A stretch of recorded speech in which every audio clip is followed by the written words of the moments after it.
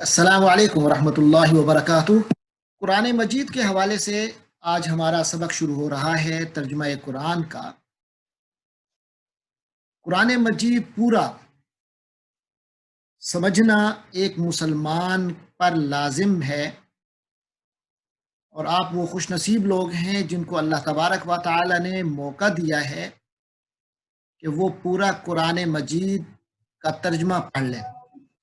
قرآن مجید کی جو ابتدا ہوتی ہے وہ سورۃ الفاتحہ سے ہوتی ہے، اور ہمارا طریقہ کار کچھ یوں ہوگا کہ سب سے پہلے ہم اس متن کو پڑھیں گے، قرآن مجید کا جو ٹیکسٹ ہے اس کو پڑھیں گے۔ اعوذ باللہ من الشیطان الرجیم، بسم اللہ الرحمن الرحیم، الحمد للہ رب العالمین، الرحمن الرحیم، مالک یوم الدین، ایاک نعبد و ایاک نستعین،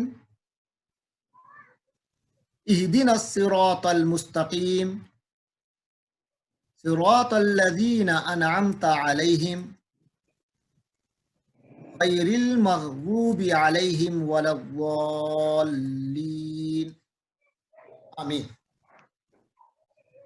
آپ نے نوٹ کیا ہوگا کہ میں نے جب ٹیکسٹ کی ریڈنگ کی ہے، ابتدا ایک ایسے جملے سے کی ہے جو یہاں نہیں لکھا ہوا، وہ ہے اعوذ باللہ من الشیطان الرجیم،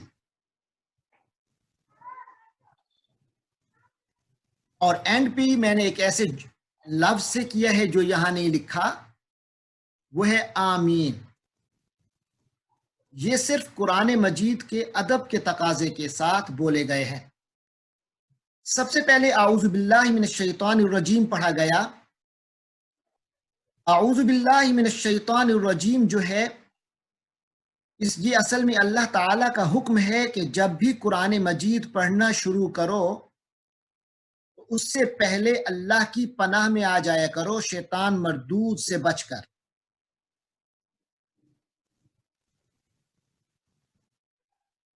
تو شیطان مردود سے بچ کر اللہ کی پناہ میں آ جایا کرو۔ اس حکم کی فرما برداری میں ہم پہلے اعوذ باللہ پڑھتے ہیں،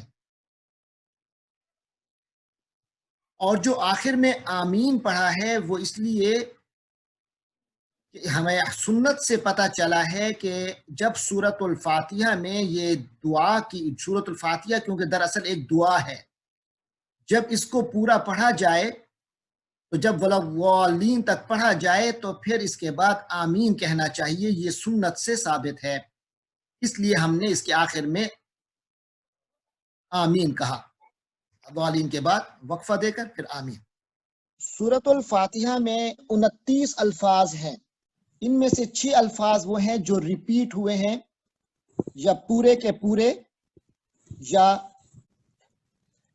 اچھا ہمارے پاس یہ 29 الفاظ ہیں، تو یہ آپ نے نوٹ کیا۔ تو سب سے پہلے ہم ان الفاظ کے معنی جانیں گے۔ سب سے پہلا بسمی، بسمی 2 الفاظ پر مشتمل ہے، اس میں شروع میں بے آ رہا ہے، اور بے جو اب کسی لفظ سے پہلے آتا ہے تو اس کے معنی سے اور ساتھ کے ہوتے ہیں، تو یہ کسی بھی لفظ کے شروع میں ایڈ ہوتا ہے۔ آگے ہے اسم، اسم کے معنی نام ہے، تو بسمی کے معنی ہوں گے نام سے، نام کے ساتھ۔ اگلا لفظ ہے اللہ، یہ اس ذات کا نام ہے جس نے پوری کائنات کو تخلیق کیا ہے، تو بسمی نام سے اور بسم اللہ کے معنی ہو جائیں گے اللہ کے نام سے، اللہ کے نام کے ساتھ۔ اگلا لفظ ہے الرحمن، الرحمن جو ہے یہ را، ہا اور میم سے مشتق ہے، اس کا روٹ ہے۔ عربی زبان کے حوالے سے یہ بات ذہن میں رکھیے کہ عربی کے ہر لفظ کا ایک روٹ ہوتا ہے، اگر اس روٹ کے معنی آپ کو آتے ہوں تو پھر اس روٹ کی بنیاد پر آپ کئی الفاظ کے معنی خود بخود جان لیں گے۔ दो चीजों का पता होना चाहिए, उस रूट का क्या मतलब है, और नंबर दो इस चीज का पता होना चाहिए कि स्ट्रक्चर में आकर उस रूट का क्या मतलब हो जाता है। तो जैसे दरख्त का बीज है, जो खूबियां बीज के अंदर होती हैं वो पूरे दरख्त के हर फल के अंदर होती हैं खूबियां। इसी तरह अरबी के रूट के अंदर रहमान राहा मीम से है। राहा मीम का लफ्ज आप नोट कीजिए, हमारी उर्दू में इससे बहुत से अल्फाज आते हैं।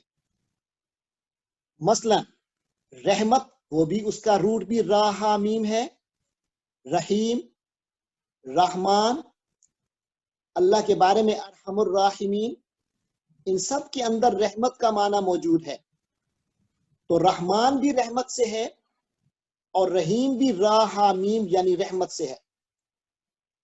अर रहमान का स्ट्रक्चर आप देख रहे हैं कि शुरू में अल है, उसके आगे रहमान है, और अर रहीम में भी पहले अल है फिर रहीम है।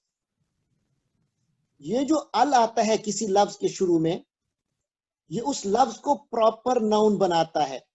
जिस नाउन के शुरू में अलिफ ज़बर लाम अल आए तो ये अल आकर उसको प्रॉपर नाउन बनाता है। अब याद कर लीजिए कि रहमान के मानी है रहमत वाला और रहीम के मानी भी रहमत वाला, लेकिन हम इन दोनों के दरमियान तर्जुमे का फर्क यूं करते हैं कि रहमान का मतलब लिख देते हैं बड़ा मेहरबान और रहीम का मतलब लिख देते हैं निहायत रहम वाला। तो हमारे पास आयत एक मुकम्मल हुई, बिस्मिल्लाहिर्रहमानिर्रहीम, बिस्मिल्लाही अल्लाह के नाम से, अर रहमान जो बड़ा मेहरबान है, अर रहीम निहायत रहम वाला है। ये तो थी बिस्मिल्लाहिर्रहमानिर्रहीम। ये कुरान मजीद की हर सूरत पढ़ने से पहले, हर सूरत से पहले बिस्मिल्लाहिर्रहमानिर्रहीम पढ़ी जाती है। ये एक मुकम्मल आयत है जिसे हर सूरत से पहले पढ़ा जाता है, और कुरान मजीद की जब तिलावत शुरू की जाती है उससे पहले भी पढ़ा जाता है, और कोई भी भला काम जब शुरू किया जाए तो उससे पहले बिस्मिल्लाहिर्रहमानिर्रहीम पढ़ा जाता है और पढ़ना जरूरी है। अब हम शुरू कर रहे हैं सूरतुल फातिहा। सबसे पहला लफ्ज है अलहम्द। अलहम्द जो है, इसके जो असली हर्फ हैं वो है हा मीम दाल। इसी से आपने लफ्ज उर्दू का सुना होगा हामिद। इसी से हुजूर पाक सल्लल्लाहु अलैहि वसल्लम का नाम है मोहम्मद। इसी से है महमूद, इसी से है हामिद। इसी से आप उर्दू में कहते हैं कि अल्लाह की हम्द करते हैं, हम हम्द पढ़ते हैं। तो हा मीम दाल ये मादा है, रूट है, असली हुरूफ है। ये असली हुरूफ जिस लफ्ज के अंदर आएंगे उसके अंदर शुक्र का माना होगा और तारीफ का माना होगा। शुक्र का माना भी होगा, तारीफ का माना भी होगा। अकेला शुक्र नहीं होगा, अकेली तारीफ नहीं होगी, बल्कि शुक्र प्लस तारीफ दोनों चीजें मिल जाएं तो हम्द बनती है। अलहम्द के मानी तमाम शुक्र, तमाम तारीफें, और लिल्लाह में जो लाम आता है ये किसी लफ्ज से पहले मिल्कियत बताता है। जैसे मैं कहूँ हाजल किताबु लिल उस्ताज, यानी ये किताब उस्ताद की मिल्कियत है। हाजल किताबु लिल तालिब, यानी ये किताब स्टूडेंट की मिल्कियत है, स्टूडेंट के लिए है। ऐसे अल्हम्दुलिल्लाह के मानी है कि ये जो शुक्र और तारीफ जितनी भी है उसका असल मालिक अल्लाह है, उसका हकीकी हकदार अल्लाह है। अल्हम्दुलिल्लाह तमाम शुक्र तमाम तारीफें अल्लाह के लिए हैं। अब यह है कि वो अल्लाह कौन है। फरमाया रब, वो रब है। रब के मानी क्या है? रब से ही आपकी उर्दू में रुबूबियत का लफ्ज इस्तेमाल होता है। इसी से मुरब्बी भी आता है, तरबियत का लफ्ज इसी से निकलता है। तो रब के मानी होते हैं परवरदिगार, तरबियत करने वाला। मालिक भी इसका माना है, رب وہ ہے جو اول سے لے کر بنیاد سے لے کر آخر تک ہر چیز کو ترقی دیتے ہوئے مرحلہ وار اس کی ضروریات کو پورا کرتا ہے، اسے رب کہتے ہیں۔ تو یہاں ہے کہ الحمدللہ، تمام تعریف اور شکر اس ذات اللہ کے لیے ہیں، رب جو کہ رب ہے۔ اب آپ دیکھ لیں کہ ہم رب کا ایک ترجمہ نہیں کر سکتے، نہ پروردگار کر سکتے ہیں، نہ مالک کر سکتے ہیں، نہ تربیت کرنے والا کر سکتے ہیں۔ یہ ساری چیزیں رب کے اندر موجود ہیں۔ کتنا بہتر ہے کہ ہم رب کا ترجمہ رب ہی کر دیں۔ ہم اللہ تعالیٰ کی حمد کرتے ہیں، شکر کرتے ہیں، تعریف کرتے ہیں، جو کہ رب ہے العالمین۔ العالمین کے شروع میں ال ہے، جو کسی چیز کو معرفہ بنانے کے لیے آتا ہے۔ اس کے بعد اگلا لفظ ہے عالم۔ عالم کہتے ہیں جہان کو، دنیا کو، کائنات کو۔ اس کے بعد آپ نے دیکھا یا نون ایڈ ہوا ہے العالمین میں۔ عربی میں کسی اسم کے آخر میں، کسی ناؤن کے آخر میں یا نون جب ایڈ ہوتا ہے تو اس کے معنی یہ اس کو پلورل کر دیتا ہے، سنگولر کو پلورل کر دیتا ہے جب یہ یا نون ایڈ ہوتا ہے۔ عالم کے معنی تھا جہان، یعنی ایک دنیا، ایک جہان، ایک نظام شمسی، اور عالمین کے معنی ہو جائیں گے بہت سے جہان، کئی جہان۔ اللہ کا پہلا تعارف یہ ہے کہ رب العالمین ہے، وہ تمام جہانوں کا رب ہے۔ الرحمن الرحیم، بڑا مہربان ہے، نہایت رحم والا ہے، اس کا ہم پڑھ چکے ترجمہ۔ اگلی آیت ہے مالکی یوم الدین۔ مالک جو ہے اس کے اصلی حرف ہیں میم، لام، کاف۔ اسی سے آپ نے بہت سے لفظ سنے ہوئے ہیں اپنی اردو میں۔ دیکھیے عربی کے سارے الفاظ آپ کو اردو میں بھی ملیں گے، بہت چند ہوں گے جو نہیں ملیں گے، اکثر ملیں گے۔ مالک کا لفظ خود مالک اردو میں استعمال ہوتا ہے، اور اس سے ملک بھی آتا ہے۔ ملک کے معنی ہوتے ہیں اختیار، انگلش والا ملک نہیں، اردو والا ملک، ملکیت والا۔ اسی سے ملک بھی ہے، اسی سے مالک بھی ہے، اسی سے ملک بھی ہے۔ تو ملک کے معنی ہوتے ہیں اختیار، اسی سے اس میں فاعل آتا ہے اختیار والا، یعنی مالک۔ مالک کے معنی ہے اختیار والا۔ تو مالک با اختیار۔ اگلا لفظ ہے یوم۔ یوم کے معنی ہے دن، یہ بھی ہماری اردو میں استعمال ہوتا ہے یوم، اور یوم کی جمع آتی ہے اردو میں بھی ایام۔ ایام کے معنی کئی دن، کئی روز۔ اگلا لفظ ہے تو مالکی یوم۔ مالکی یوم کے معنی ہے دن کا مالک، یعنی یہ خاص دن ہے جس کا مالک، اختیار تمام تر اللہ کے پاس ہوگا۔ ہے تو آج کے دن کا مالک بھی اللہ ہے، لیکن آج کے دن کی ملکیت اور وہ جو قیامت کے دن کی ملکیت ہے، اس میں ایک بہت بڑا فرق ہے۔ وہ کیا فرق ہے کہ دنیا میں اللہ کی جو ملکیت ہے وہ ہے تو حتمی، لیکن اللہ نے جزوی طور پر کچھ نہ کچھ حد تک انسان کو بھی اختیار دیا ہوا ہے، جنات کو بھی اختیار دیا ہوا ہے، شیطان کو بھی اختیار دیا ہوا ہے۔ ہر ایک کے پاس کوئی نہ کوئی اللہ نے اختیار دیا ہے، کچھ جانوروں کو بھی اختیار دیا ہے۔ لیکن قیامت کا جو دن ہوگا، اس دن سب کے تمام تر اختیارات سلب ہو جائیں گے، ختم ہو جائیں گے۔ اس لیے فرمایا کہ اس دن کا تو پورا کا پورا مالک اللہ ہوگا۔ اس دن کا نام کیا ہے؟ الدین۔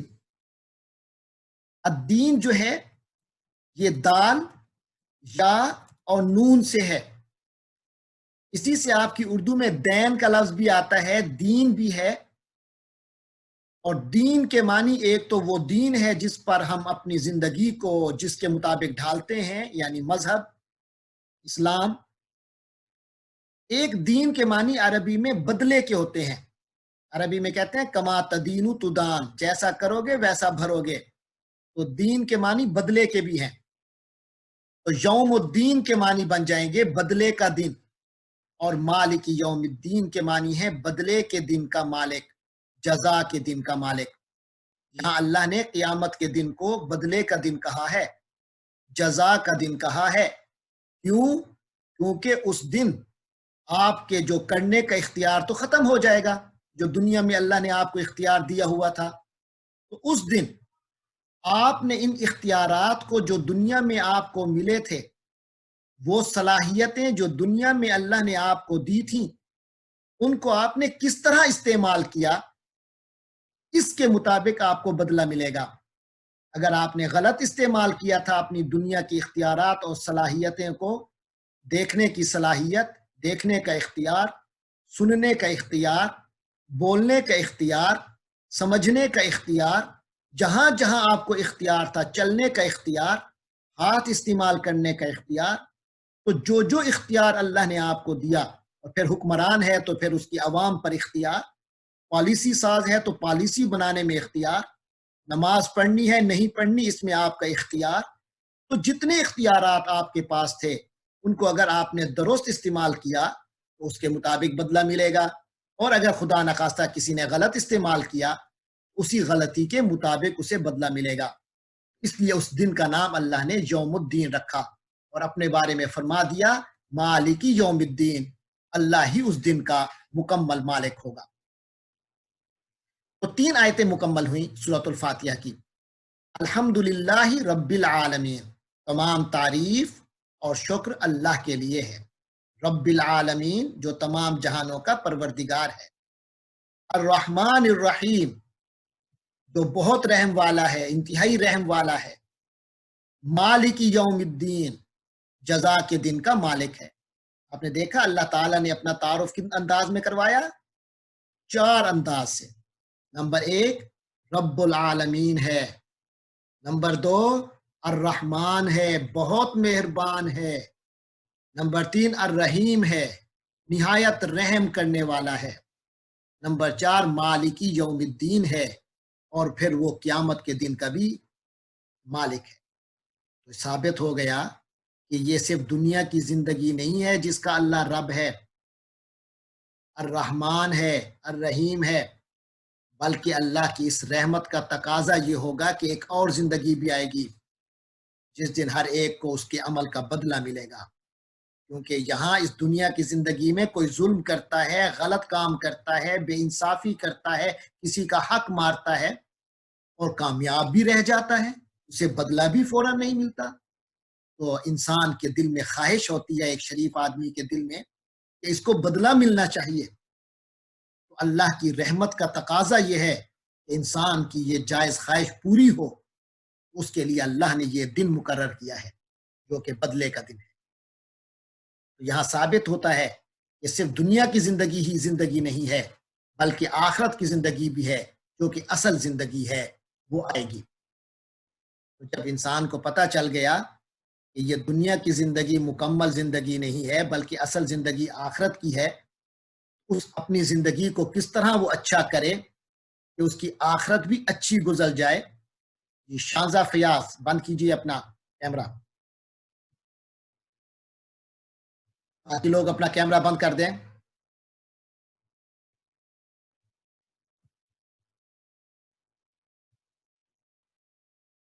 جی میں نے عرض کیا ہے کہ کیمرہ بند کیجئے۔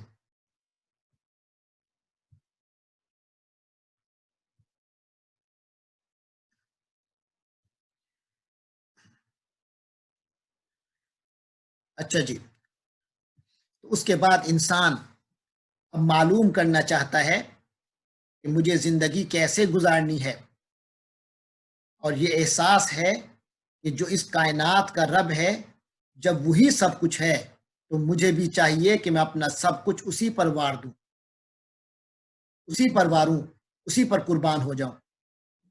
تو بتایا کہ ایاک نعبد، ایاک یہ بھی 2 لفظ ہیں، ایک ہے ایا، ایک ہے ایا۔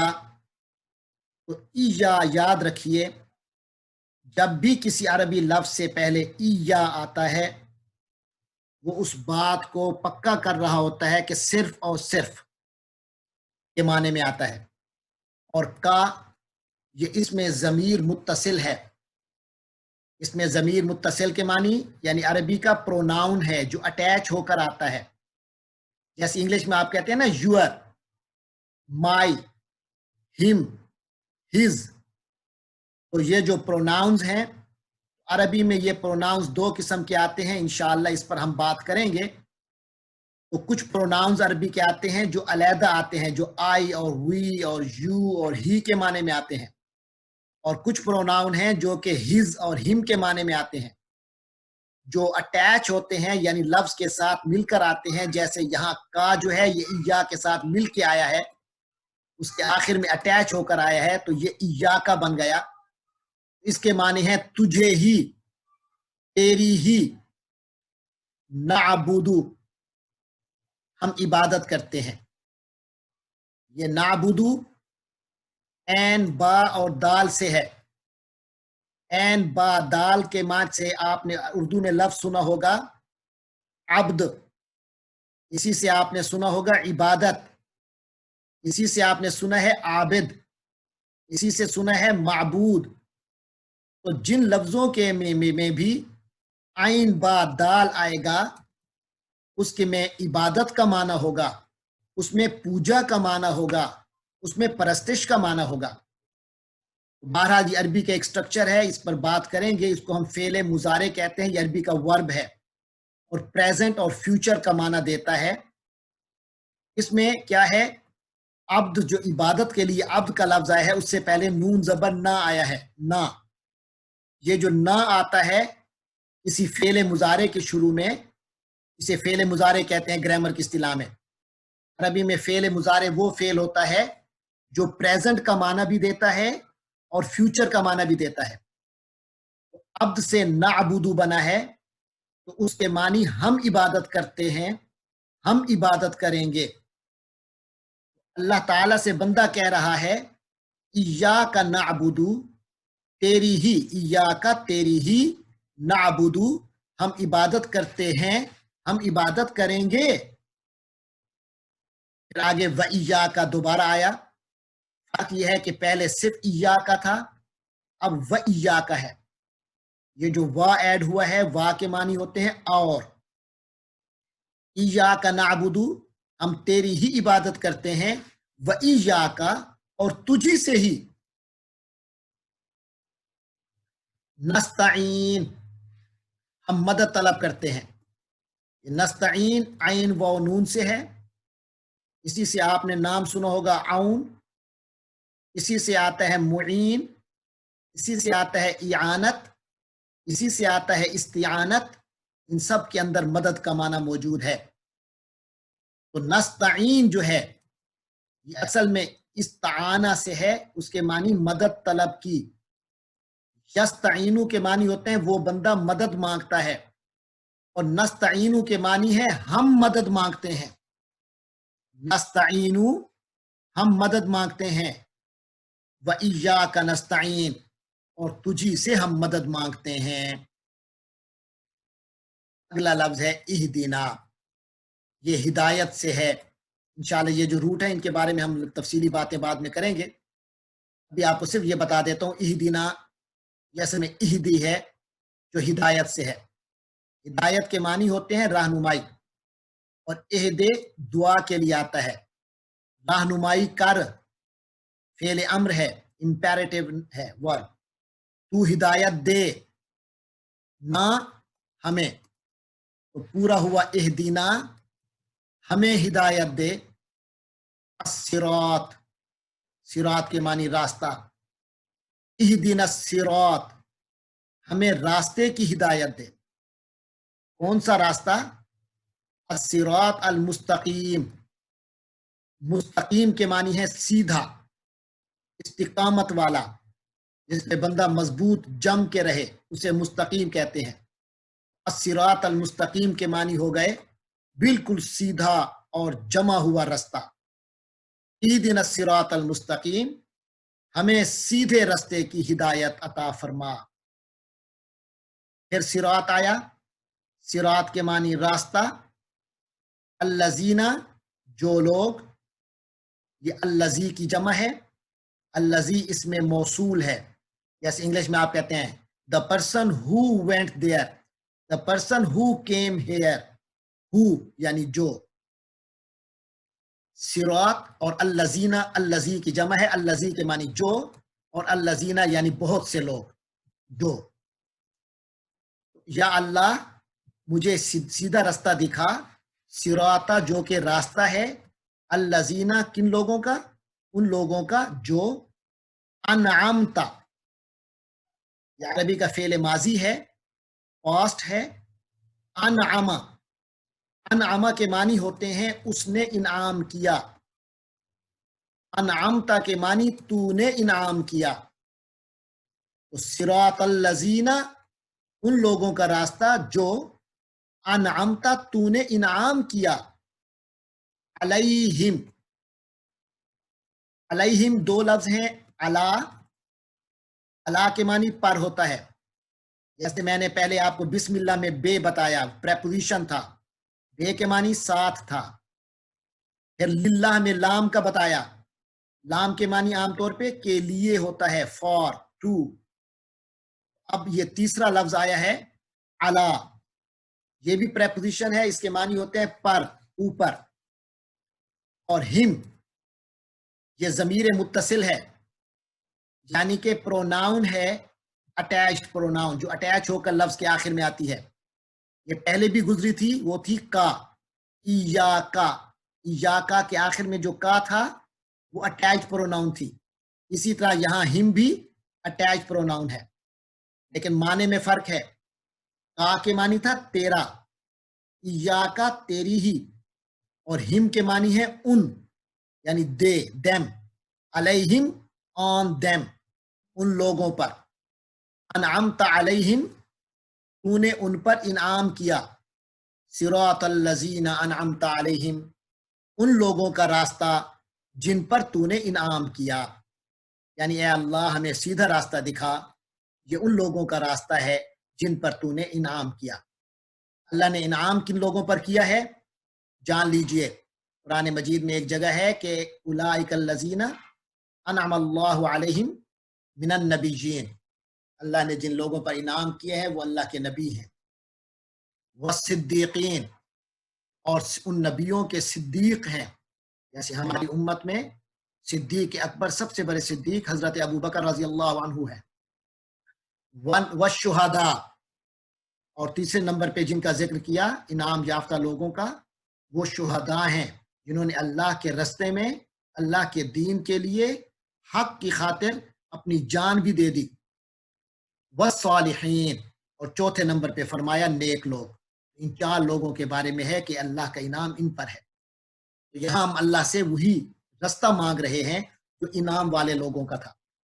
ساتھ ہی کہہ رہے ہیں غیر نہیں. المغضوب غضب سے ہے، غضب کے معنی غصہ اور انتقام کے ہیں. المغضوب جن پر غصہ نازل نہیں ہوا، جو تیرے غصے میں نہیں آئے. علیہم پھر وہی علیہم آیا ہے جو پہلے گزرا ہے، یعنی ان پر. المغضوب علیہم کے معنی ہیں وہ لوگ جن پر غصہ ہوا، اللہ کا غصہ نازل ہوا، اللہ کا غضب نازل ہوا. تو فرمایا یا اللہ ہمیں ان لوگوں کا راستہ نہ دکھانا المغضوب علیہم جن پر آپ کا غضب نازل ہوا ہے. وَلَضَّالِّينَ وا کے معنی ہے اور لا کے معنی ہے نہیں، لہذا ولا کے معنی ہے اور نہیں. الضالین، ضالین جو ہے یہ ضاد لام لام یعنی ضلال سے ہے. ضلال کے معنی ہوتے ہیں گمراہی، اس سے اس میں فاعل ہے الضال، یعنی وہ آدمی جو کہ غلط راستے پہ چل پڑے، جو گمراہ ہو جائے، جو راستہ بھول جائے. تو دین کا راستہ جو ہے اللہ نے سیدھا بتا دیا ہے، تو ہم اللہ سے مانگ رہے ہیں کہ ہمیں انعام یافتہ لوگوں کا راستہ دکھانا، یعنی قرآن و سنت کا راستہ، ان لوگوں کا راستہ نہیں جن پر آپ کا غضب نازل ہوا. وَلَضَّالِّينَ اور نہ ہی ان لوگوں کا راستہ جو کہ خود گمراہ ہو گئے، خود ہی ذرا نئے نئے شوقوں میں ادھر ادھر گھومنے چلے گئے اور اصل راستہ ان کا بھول گئے.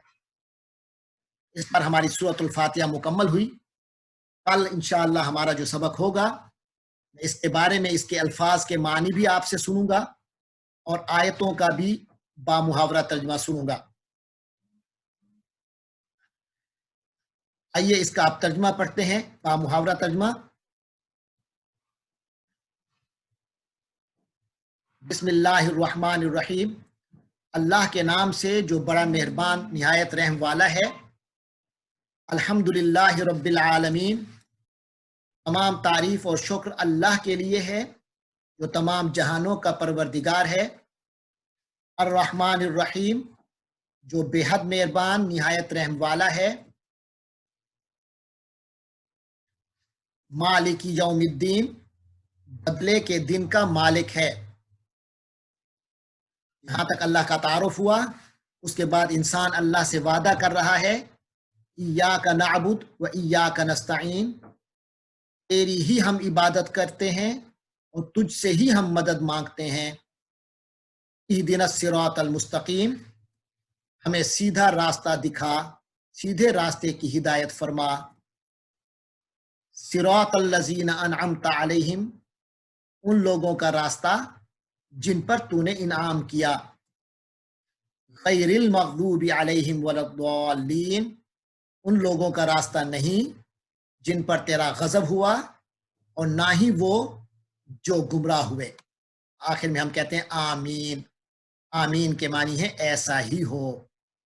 اللہ تبارک و تعالیٰ سے دعا ہے کہ وہ ہمیں اس کے مطابق ہمیں نیک لوگوں کا راستہ دکھائے اور برے لوگوں کی صحبت اور ان کے راستے سے ہمیں محفوظ رکھے. ہاں جی، اب کسی نے کوئی سوال کرنا ہے تو پوچھ لے. سر آپ نے لاسٹ میں آمین کا کیا مطلب بتایا؟ آمین کے معنی ہے کہ ایسا ہی ہو یا اللہ میاں قبول فرما. تھینک